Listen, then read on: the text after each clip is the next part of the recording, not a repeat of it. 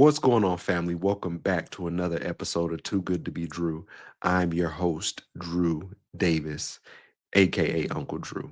Back again with another episode to start the week. So I hope everyone has rolled out the bed and is getting their Monday started off on the right foot. And one thing I've always talked about, we gotta bring the juice on a Monday. We gotta bring the juice every day, but we especially have to bring it on Monday. For the rooms that we walk into, for the people that we interact with, get the week started off right by bringing the energy, whether metaphorically, figuratively, or literally.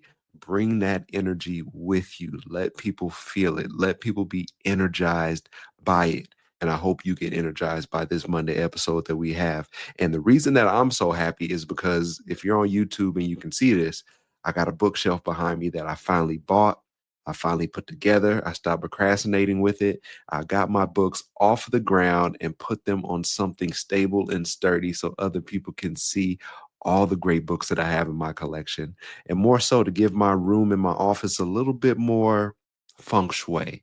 That could be the word of the day. Maybe we'll see.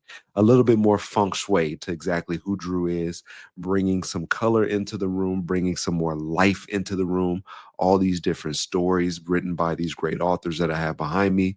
And it just makes the space better. It helps it fill out just a little bit more. And so as you know, on Monday, we start out with a quote from my little cup that I have on my desk. I just want to give something for everybody that hopefully you take it and that at some point today, this week, this month, this year in life, that you're able to fall back on it again. I hope it becomes one of your favorite quotes or a quote that you decide to live by. And we have the quote, and it sits here as sometimes the best gift of all is the gift of time. I'll say that again. Sometimes the best gift of all is the gift of time. And that is Kate Cleese, an author who wrote that or who had that quote to say. And I think it's very important as we get into a lot of the things we're going to talk about today. When we recap Father's Day, we talk about a little bit that's happened over the weekend on Sunday with some protests. But most of all, the gift of time is something that, I guess we don't realize we need more of it until it's too late. If you think about it, when we're going to the grave or we're passing away, we're not sitting on our deathbed asking for more money or wish we would have spent more time at the office or wishing that, you would have not ate that unhealthy cheeseburger, hamburger from In and Out that you had this past weekend, whatever it might have been. We're usually wishing for more time with our loved ones, our friends, our grandchildren, our grandparents, our parents, whatever they might be. And so that quote sits heavy with me. And like I said, I just reach in this cup and pull out a quote. And this one just speaks to me today. And it speaks to this weekend with having Father's Day, having a father that's no longer here, and being able to celebrate this day by remembering him and all the great things I had as a father and from all those other father figures in my life as well. But we're going to go ahead and jump into it today. And we got some housekeeping stuff that we got to take care of. This is just like a black church where, they come up at the beginning and they have announcements, and announcements are usually about 30 to 45 minutes before they can get back into church. They have 7 or 8 different people go up there and they talk about this person's going to college, or they talk about, the restroom's broken, so don't use the third stall on the left, or that they talk about the renovations that are going to happen with the church. This is kind of the same area where we do that. Don't worry, it's not going to be 30 to 45 minutes, but it's some key stuff that we're going to need to know moving forward. So first and foremost, I want to just thank everybody from the outreach and the support that I've gotten with this podcast. We are up to close to about 50 ratings/reviews on Apple Podcast, Spotify. We have a couple as well filtered off in there for those that don't have Apple Podcasts and have Spotify. I appreciate the love. I appreciate the support. It's felt. One of my biggest goals, or one of the goals for this podcast for the month of June, was to get up to 100 ratings and reviews, or ratings/reviews. And we're well on pace to get that. So for those that have put down a rating, I appreciate it. Thank you very much. I'm going to name my kid or my dog after you, one of the two. And outside of that, those that haven't, you still got time. Matter of fact, take some time and do it right now. As long as you're not driving, as long as you're not operating a vehicle or in the middle of a work meeting, whatever you might be doing, take some time and give a 5-star rating to this show. Help me climb up the charts and help other people, for the most part, be able to find this show, to be able to benefit from this show. And that's essentially what I want to do. I know 100 people at church. So I know we can get 100 ratings and reviews from the people that I know that are actually in my phone that know Drew Davis as a person. So take the time. Give me a 5-star review for this podcast, Too Good to Be True, on Apple or Spotify or both. That would be awesome as well. But I just want to say thank you for all the support that I've been getting through this venture. It's only been a week and some change since we got this off the ground. And the amount of text messages, phone calls, voicemails, smoke signals, faxes, beeper pages that I've gotten from everybody, I definitely and greatly appreciate it. And I love you from the bottom of my heart, because you guys are showing me the support that I have, where a lot of people say that they don't have that support or it's hard to find. You guys are showing up in droves to give me this kind of love that I feel like this show does deserve. But you guys are giving me that affirmation of, yes, Drew, you're on the right track. You're doing some good stuff. And low key, we're going to support you with whatever you do. So I greatly appreciate you guys for that, man. Words cannot express the gratitude that I have for that, because actually seeing it in a tangible form really gets me excited. But more so than that is that you guys kept your word when I reached out to you guys and said, hey, I need you to do something. I need you to support this venture. And you guys have been 10 toes down for your boy. And I appreciate you and I love you. Now, we set the goal at 100 ratings, but if we can get there by June and we can shoot for 200 for July or before the summer's over, we're going to keep on putting and adding numbers to that. One of the reasons I even chose this goal or chose this lofty goal was because as I was doing some planning in the beginning of the year with my girlfriend and we're going over goals, being a life coach and a performance coach, I'd have a lot of my clients do this stuff, but also with some self-reflection on what I do in these situations, I also found out that there's sometimes I set my goals a little bit low because I'm afraid that if I set them too high, I won't reach them. And I need to get rid of that kind of mindset of the worrying as far as, this might not happen. So let's set it lower. That seems a little bit more tangible, a little bit more realistic. Shoot, man, go ahead and shoot for a salary of $250,000 and only make 200K. Like, cool. That's not the worst thing in the world. So I need to do better in that aspect for myself as far as making loftier goals and shooting a little bit higher for what I'm doing. And if I shoot for the stars and I land on the moon, that's also cool as well. But I need to start having that mindset and taking that mindset of like, cool, we set this number and it's a high number, but we're also going to go get it. And we're more so than anything, we're capable of going to get it. So the reason why I set it at 100, because I felt like it was a lot. We're almost to 50 right now, right about around 50. So keep them coming, keep rating, keep reviewing, have your girlfriend do it. Get on if your kids got iPhones, get on their iPhone real quick and go into their podcast and follow it and like it and subscribe to it. I would appreciate every little bit of it because it's going to help reach more people. And that is the ultimate goal with this venture, is to reach the people that really, really need it. So this weekend, we pretty much wrapped up Father's Day. We celebrated it. It was an awesome time at church, nationwide, just being able to celebrate dad, seeing what kids and wives and parents had to say about dads and fathers in their life and how much they've meant to them, and being able to celebrate and spend some time and being able to put all the focus on to them. And so just looking at this Father's Day weekend, this is my first weekend or first Father's Day without my father. But it caused me to look back on a lot of things that I'm thankful for. It caused me to look at a lot of the people that I have around me who are fathers, who are living in the right way and putting forth a great example for their kids and the people around them that see them being fathers, especially my brothers who are out here that are Black fathers, that it's always been this misnomer that Black men aren't involved, they're not in the household, they're not there, they're not around. And when I look at a lot of my friendships and a lot of the people around me, that is not the case. It's the exact opposite. And sometimes the dads are too involved. No, you can never be too involved. But you look at it in every aspect of their child's life, they are there, they are around, they are supporting. And you know 100% that they're connected and that they're available and that they're present for their child and their children. So I would really like to take a minute to talk about that and really dig a little bit deeper into that because there's a lot of great things in this aspect of fatherhood, in this aspect of celebrating Father's Day.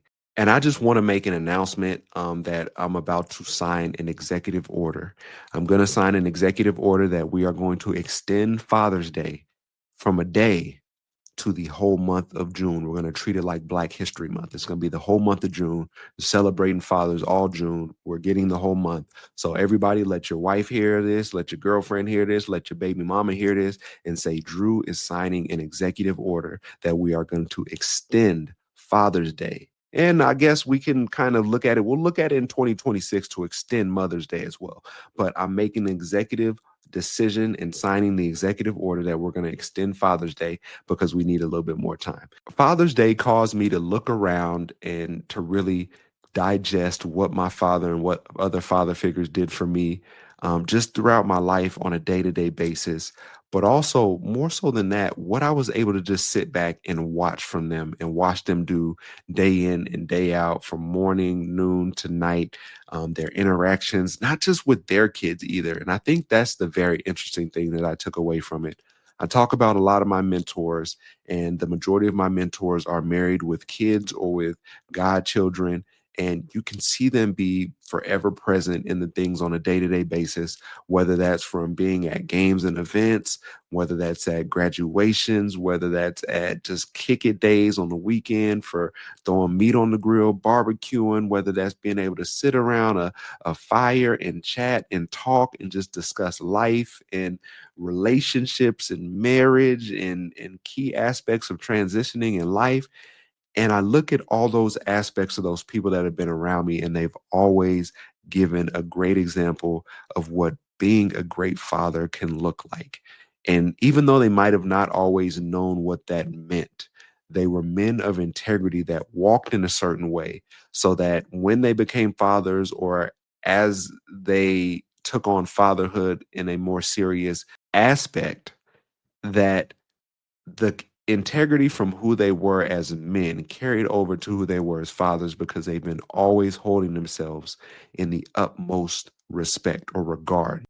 And it's getting to the point where I go through my phone on Father's Day and I'm looking at and I'm remembering, the people that are in my immediate family who I have to reach out to and tell them happy Father's Day. And my friend group, the guys and some of my best friends who have been married and had kids for going on 4 to 5 years or plus 5 years now. And I'm going down the list of mentors and everybody I have to reach out to. And a little bit of it was jarring because it's like, man, I'm not going to be able to call or reach out to everybody today. I'm not the type to just sit here and send out a generic message to everybody or to send out a text message to everybody. And so there's sometimes where Father's Day passes and I double back to people. I say, hey, man, I didn't get to reach out to you on Father's Day. I hope you and the family had a great weekend. Thinking of you. I appreciate you, man. Thank you for being an awesome and great dad. Like there's always some substance behind it because I want to take time and really recognize those people who I've been able to see from up close and from afar be great father figures for their children and for the community that they service as well. And I want to give a special shout out to a couple of my close friends of Justin and Angel, who I've seen grow from being great boyfriends to great husbands to great fathers. And they are in every way crushing it. And as I look at the friends that are around me in close proximity, I look at them and I tell them all the time, like, man, I can't wait to have a family as well oriented as yours, or I can't wait to have a family like yours. And I don't mean that in the sense of like, oh, how well you guys are doing with your house and your cars.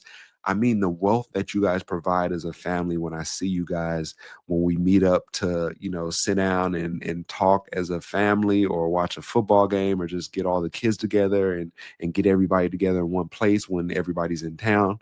But just seeing how they operate and see how they built their family dynamic is what I really mean. So to the day that I can have a family that looks as beautiful as y'all's when y'all show up, full, complete, disciplined, caring, loving, communicative, all that type of stuff. And as I looked at everybody around me, I've noticed that there have been just great father figures that have been placed in my life. And I really, really appreciate it because it's something we take for granted. And I guess I was blessed with father figures even before they were fathers as well. And like I said, this being a father and being a dad aren't the same thing. And I'm not going to get into the definition right now, but I think everybody can say, and I highly doubt that a lot of people introduce people and say, "Hey, this is my father." But you know, when somebody says the word father, and even though it's called Father's Day, it's not called Dad's Day. It's called Father's Day. And I guess dad is a shorthand change for that, whatever. But as I digress, when you say the word father, it seems like it holds more weight. It seems like there's a lot more stuff that is bearing when you say the word father. And I say that I was blessed with people with fatherly attributes from a very young age to the point that as they were giving me everything that I needed, I always felt that it was for the greater good of me moving forward. Maybe not in that certain instance, but definitely in a way that as I was moving forward, I knew how to act, how to react to certain things. I knew how to act and react to things based upon the information or guidance or knowledge they had given me and based on the way that I used to see them move on a day to day basis. Now, I talked about my two close friends because they've always moved with a great sense of integrity. They've always been guys that I can count on, rain, sleet, or snow.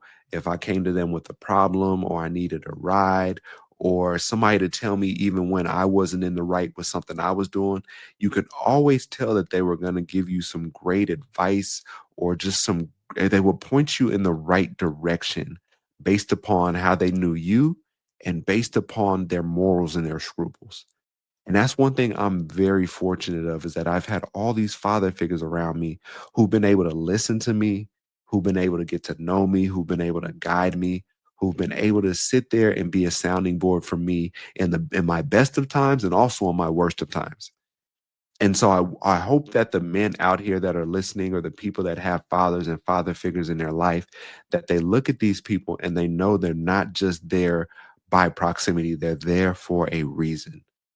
They're there because you deserve them, because you need them, and because they're there to be a beacon for you to guide you when you might not know which way to go, to pick you up and dust you off when you fall down and when you fail, to give you a big hug and to give you a congratulations and a pat on the back when you handle all the things you needed to handle and you were a success because you put in the time and the effort that you needed to succeed. Reaching out to all these fathers in my phone and I'm me not having enough time to really talk to everybody, it really allowed me to see what God has blessed me with. He put a lot of people around me who happen to be fathers or who became fathers along their journey and who are doing a great job and crushing it and absolutely showing up even when they're not 100%, even when they might be a little bit sad, angry, perturbed, because you know these kids be bad. But I digress. But they continue to show up and they continue to let you see what the great thing about fatherhood is. They let you see the rough patches. They let you see their mistakes. They let you see their triumphs. And in the end, they show you that they're actually human, which I think is the biggest part and the biggest aspect in this whole thing. They show you that they're human. They show you that they make mistakes. They show you that they're not perfect. They show you that they're trying every day to learn a little bit better how to be the best dad and father they can to the people around them. And I say this in a big way that cool, you have kids and you're a father to them, but there are so many people I know who've been father figures to a lot of young men, whether educationally, whether through sport as a coach, whether a person that is just in the community and able to connect with kids who might be underprivileged or just missing out on this aspect of things. I see it a lot in church where you have that father figure, that person that's able to for you to sit down and be a sounding board with and to. Like I'm seeing it in a lot of different aspects of my life, and it makes me smile from ear to ear because I'm blessed.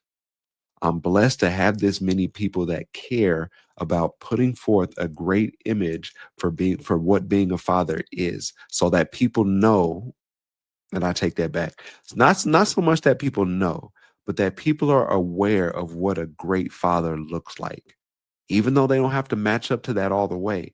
But having someone or people in your life that you can look at and say, I know or I really think I have a great idea that this person was a good father because they did this for me. They were available for me. They talked to me. They listened to me. I saw how they interacted with other people. And I want to mirror that. Or I want to be just a fraction of what that is. And that'll be great for the people that I'm coming in contact with. And so you don't need to have kids to be a father or a father figure in a sense. But I do that with a lot of mentoring I do. And not saying that I'm these kids' father, but I give them that advice and that,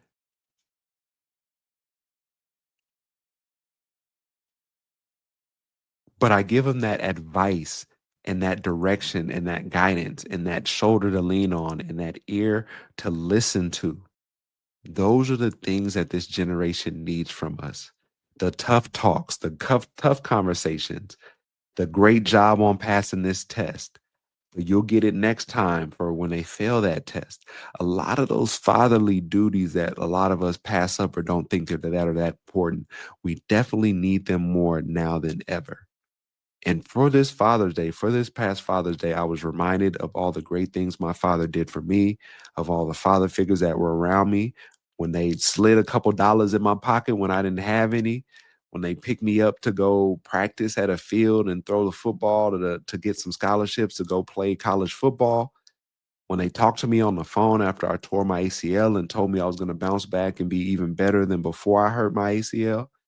The 2 times I got cut with the Atlanta Falcons and I didn't know if I was gonna play football, I didn't know if my career was done. When I walked away from the Atlanta Falcons after they didn't renew my contract and I had to sit here and say, "Okay, well, what's next for me?"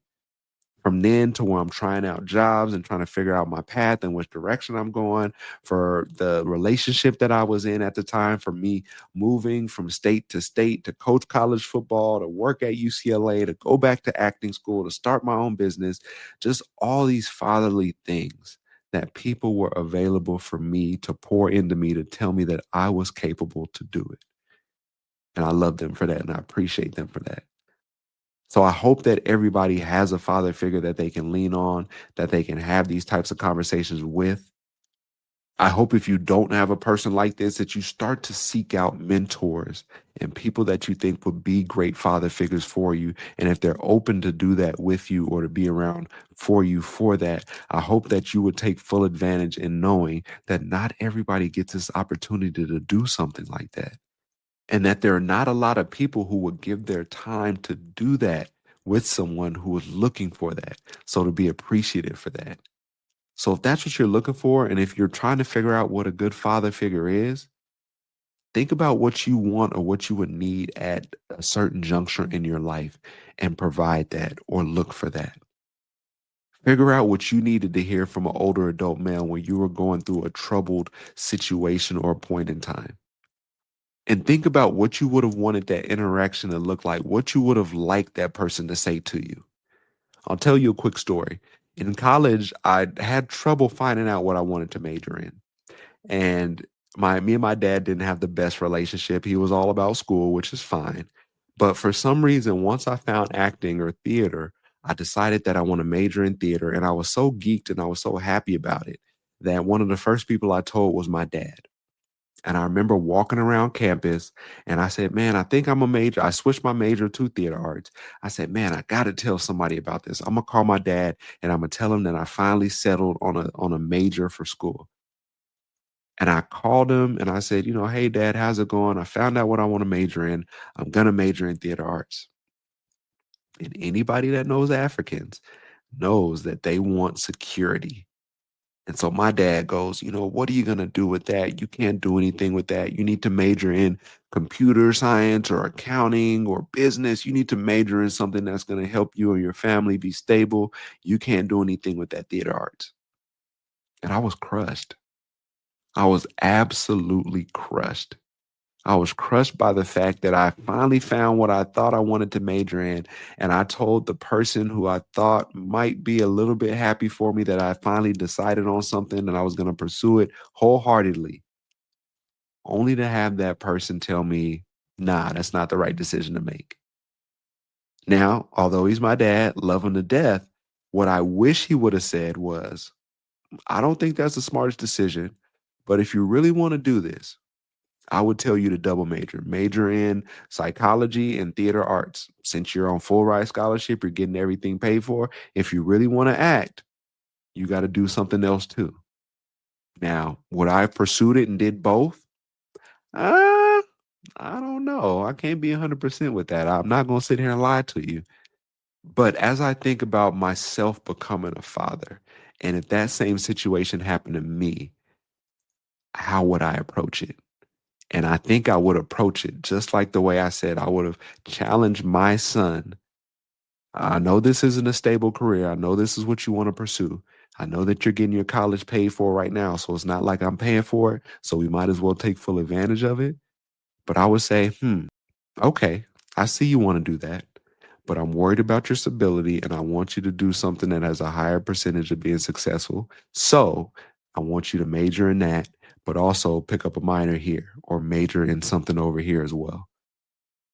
That's what I might have done as a father rather than shoot down somebody's dreams for the big decision that they made in their early 20s at the time. But that's the difference with fatherhood. That's the thing with getting all this experience with things that might have happened, trauma-filled things that might have happened between you and your father or a father figure that might have set you on a different course, that might have also damaged your relationship with that person based upon some advice or guidance that they gave you in that moment. And so I hope you're working to be the father that you were blessed with or that you also didn't have. And I hope you're helping other people find and discover what a great father figure can be so that they can work towards being that for other people. So that wraps up today's episode of Too Good to Be Drew. Like I said, signing an executive order right after this show to get Father's Day lengthened from 1 day to a whole month. So be on the lookout for that. But outside of that, you can catch us this week, Monday, Wednesday, Friday. I'm at you early in the morning, 5 a.m. while you're on your drive to work, walking into the gym, dropping off the kids at school. I hope you will continue to download, rate, like, and review, follow this podcast, this show, tell it to a friend. Outside of that, I hope you like this Father's Day episode. I hope you got something from it. I hope you will walk into every room and be that light because you're bringing the energy and the juice that is non negotiable. I'm Uncle Drew. I'll catch you guys later. Stay healthy.